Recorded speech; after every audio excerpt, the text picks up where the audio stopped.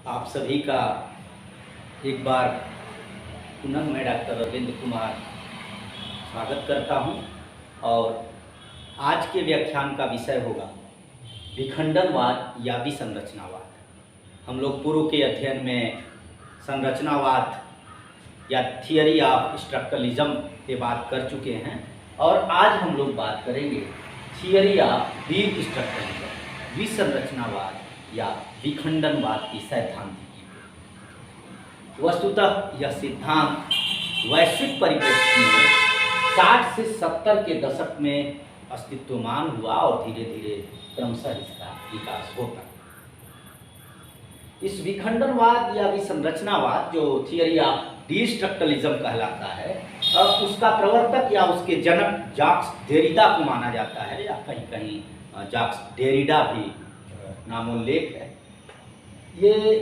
इन जाक्स Derrida महोदय का जन्म 15 जुलाई 1930 को अल्जीरिया में हुआ था, एक यहूदी परिवार में, और फ्रांसीसी दार्शनिक के रूप में विखंडनवाद की सैद्धांतिकी देने के कारण जो है इनकी काफ़ी प्रसिद्धि हुई। वस्तुतः यह जो विखंडनवाद या विसंरचनावाद का सिद्धांत है वह संरचनावाद के थोड़ा सा उलट है। संरचनावाद में जहाँ पूरे के पूरे एक ग्रंथ को कॉन्स्ट्रक्चुअल परिप्रेक्ष्य में देखने की बात की जाती है, वहीं इस सैद्धांतिकी में, विखंडनवाद के इस सिद्धांत में, किसी विषय के अध्ययन के लिए उसे खंड खंड करके टुकड़ों टुकड़ों के रूप में बांट करके उसके अध्ययन पे बल दिया जाता है। इसे उदाहरण के रूप में आप लोग आसानी से समझ सकते हैं, जैसे मानव विज्ञान का उदाहरण। एक समय ऐसा था 1960-70 और कहें कि जब इस सिद्धांत ने 80 में जोर पकड़ा और कहें कि अध्ययन के भिन्न भिन्न अनुशासन विकसित हुए। उसके पूर्व क्या स्थिति थी? जब हम लोग छोटे थे, बहुत छोटे थे, तो हम लोग ये देखते थे कि गांव, परिवार या देहात में या शहरों में भी कोई एक डॉक्टर ही होता था, और वह एक ही डॉक्टर आपके मस्तिष्क की चोट का भी इलाज करता था, हड्डी के फ्रैक्चर का भी इलाज करता था, आँख, नाक, कान का भी इलाज वही करता था, पेट संबंधी समस्याओं का इलाज भी वही करता था। लेकिन वैश्विक परिप्रेक्ष्य में जब इस सिद्धांत ने अपने पांव जमाए और इस बात पर बल दिया जाने लगा कि एक ही अध्ययन के भिन्न भिन्न अनुशासन हो सकते हैं, उसको खंड खंड करके और उस पर स्पेशलाइज्ड अध्ययन किए जा सकते हैं, तब मेडिकल के परिप्रेक्ष्य में ही, मेडिकल के संदर्भ में ही मानव विज्ञान से जो संबंधित अध्ययन हुए उसमें न्यूरोलॉजी अलग शाखा बनी, न्यूरोसर्जरी अलग शाखा बनी, डर्मेटोलॉजी अलग बनी, गैस्ट्रोएंट्रोलॉजी जो पेट से संबंधित है वो अलग बनी, नाक, कान, गला विभाग के लिए अध्ययन से अलग से अध्ययन की जरूरत पड़ी, आँख के लिए अलग से डॉक्टर बैठने लगे, आंखों का जो हड्डी संबंधी समस्या थी उसके लिए अलग से डॉक्टर बैठने लगे, और वो आगे भी आए। और इस विखंडनवाद की सिद्धांतिकी ने न केवल मानव विज्ञान में बल्कि अध्ययन के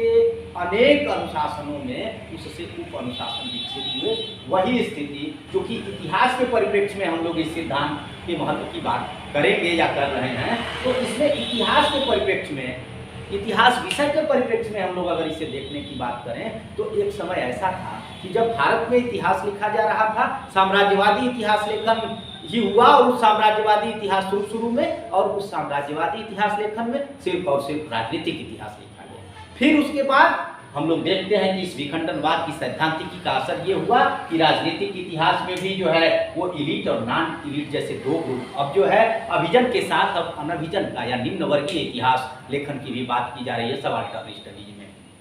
दूसरा socio economic study, educational history, history of ancient Indian coins, epigraphy and palaeography, archaeology, archaeology में भी भिन्न भिन्न जो है वो कोई जो है पूरा पाषाण पे कर रहा है, कोई जो है नव पाषाण पे कर रहा है, कोई जो है मध्य पाषाण काल पे अध्ययन कर रहा है। तो इस तरह से किसी विषय के अध्ययन के भिन्न भिन्न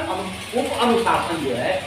इस सैद्धांतिकी की देन माने जा सकते हैं, और विशेष करके इतिहास के क्षेत्र में तो आप लोगों ने देखा। अब अगर हम बात करें कि इस विखंडन की जो सैद्धांतिकी है, इस पे वर्तमान में जो इस उत्तर आधुनिक युग में हम लोग जी रहे हैं, उसमें एक बहुत बड़े साहित्यकार हैं जिन्हें मेरी जितनी जानकारी है अपनी एक इतिहास का विद्यार्थी होने के कारण जो है, क्योंकि मैं साहित्य का अध्येता नहीं हूँ, यद्यपि साहित्य में मेरी गहरी रुचि है। और सुधीश पचौरी साहब एक साहित्यकार हैं जिनको मैं स्पेशली जन्म विधा के लिए जाना जाता हूँ, वो तो साहित्य के लोग ज़्यादा बेहतर तरीके से जानते होंगे। इनकी भी एक किताब है उस विखंडन की सैद्धांतिकी पे, जैक्स देरिडा को लेके, उसे भी आप लोग पढ़ सकते हैं, देख सकते हैं। अगर हम बात करें इस विसंरचनावाद या विखंडनवाद की सैद्धांतिकी की, थियरी ऑफ डिस्ट्रक्टरलिज्म की, तो ऐसा नहीं है कि जो जैक्स देरिडा महोदय ने, यद्यपि जैक्स देरिडा महोदय को वैश्विक परिप्रेक्ष्य में इसे फैलाने का श्रेय दिया जा सकता है, लेकिन ऐसा नहीं है कि भारतीय परिप्रेक्ष्य में और विशेष करके भारतीय दर्शनों में इसका जो है मूल हम नहीं खोज सकते। उदाहरण के लिए हम 3 उदाहरणों से इसको समझने की कोशिश करें। जो पहला उदाहरण है, जैसे मैंने इसमें कहा कि ज्ञान के भिन्न भिन्न अनुशासन विकसित करना और ये मानना कि नहीं कोई एक चीज सत्य नहीं है, अनेक चीजें भी सत्य हो सकती हैं। तो वैसे ही मैंने कहा कि वैश्विक परिप्रेक्ष्य में तो इस सैद्धांतिकी को फैलाने का, इस सैद्धांतिकी के व्यापक प्रचार प्रसार और उसके उद्भव का श्रेय जैक्स देरिडा महोदय को दिया जाता है, लेकिन ऐसा नहीं है कि भारतीय परिप्रेक्ष्य में इसके मूल को हम नहीं। उदाहरण की बात मैं कर रहा था जिसमें ऋग्वेद का एक नासदीय सूक्त, उस नासदीय सूक्त में का जो भावार्थ है, उसका यह भावार्थ है उस सूक्त का कि पृथ्वी के ऊपर भी है और नीचे भी है, इधर भी है उधर भी है, न सत्य है न असत्य। इस तरह की बात नासदीय सूक्त में, ऋग्वेद के नासदीय सूक्त में। तो ये क्या है? ये भी तो अध्ययन के भिन्न भिन्न अनुशासन ही है, ज्ञान के भिन्न भिन्न दृष्टिकोण ही हैं। वैसे ही ये तो वैदिक साहित्य की बात है। अगर हम वैदिकेतर साहित्य की बात करें, विशेष करके श्रमण साहित्य की, जिसमें मुख्य रूप से जैन और बौद्ध दर्शन आते हैं, बौद्ध धर्म दर्शन, तो उसमें जैनियों का जो स्याद या सप्तभंगी नय है, जो दर्शन के विद्यार्थी होंगे वो जानते होंगे, स्याद अस्ति, स्याद नास्ति, अस्ति च नास्ति च, स्याद अवक्तव्यम, अस्ति च वक्तव्यम च, नास्ति च वक्तव्यम च, अस्ति च नास्ति च वक्तव्यम च। अर्थात है भी नहीं भी है भी नहीं भी, व्यक्त नहीं कर सकते, और इस तरह से करके वो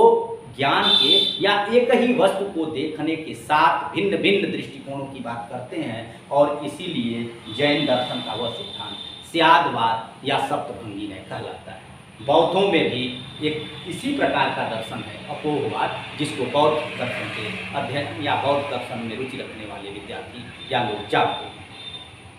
इसी बात को, जिसको ये प्राचीन भारतीय धर्म दर्शन और साहित्य में जो उल्लेख है, इस विखंडनवाद की सिद्धांतिकी के मूल को हम खोज सकते हैं। उसी बात को कबीर भी तो कहते हैं कि तू कहता कागज की लेखी और मैं कहता आखन की लेखी। तो वो कागज की लेखी को भी महत्वपूर्ण मानते हैं और आंखन की देखी को भी, यानी एक कहें कि प्रत्यक्ष प्रमाण है और दूसरा जो है वो अनुमान परखी है, कागज में लिखा हुआ है, अब वो सही है कि नहीं है, सही है, लेकिन मैं तो अपनी आंखों से देखी हुई बात कर रहा हूँ। तो ज्ञान के ये भी तो भिन्न दृष्टिकोण दिख रहे हैं आपको कबीर के दर्शन में भी, कि तू कहता कागज की लेखी और मैं कहता आंखन की लेखी। तो कागज की लेखी का भी वो बात सही हो सकती है, और आंखों देखी जो प्रत्यक्ष प्रमाण है वो भी सही हो सकता है। वस्तुतः इस सिद्धांतिकी की, विखंडन के सिद्धांतिकी को इतिहास के क्षेत्र में भी अप्लाई किया जा सकता है, किया जा रहा है। अध्ययन के भिन्न भिन्न उप अनुशासन विकसित हुए हैं और अब आवश्यकता इन अध्ययन के भिन्न भिन्न उप अनुशासनों को अंतरानुशासनिक अध्ययन को एक साथ लेके देखने की है। ठीक है कि हम पॉलिटिकल हिस्ट्री लिखें, हम इतिहास में राजनीतिक इतिहास लिखें, लेकिन राजनीति समाज को भी प्रभावित करता है, समाज राजनीति को प्रभावित करती है। उस समाज के भी भिन्न भिन्न और भी कई एंगल हो सकते हैं, कई दृष्टिकोण हो सकते हैं। तो इस तरह से अगर हम सिर्फ जो है पॉलिटिकल हिस्ट्री लिखते हैं तो वो पूर्ण नहीं मानी जाएगी। इस अंतरानुशासनिक अध्ययन के तहत, जो कि आज की नई विधा जो है प्रचलन में है, तो उसके तहत हमें, अगर आप जो है राजनीतिक इतिहास लिख रहे हैं तो एक तो उस राजनीतिक इतिहास में सिर्फ राजाओं महाराजाओं की गुर्जियों तक ही आपका इतिहास सीमित न रह जाए, बल्कि वह जो है जो सबाल्टर्न स्टडी की मांग जो है आज की जा रही है, निम्न वर्गीय इतिहास लेखन की बात की जा रही है, वो राजाओं महाराजाओं की गुर्जियों से लेकर के आम जन तक पहुंचे। और दूसरी बात कि चूंकि राजनीति समाज से प्रभावित होती है, समाज भी राजनीति को प्रभावित करता है, इसलिए उसको अंतरानुशासनिक अध्ययन के माध्यम से देखने और समझने की जरूरत है। धन्यवाद।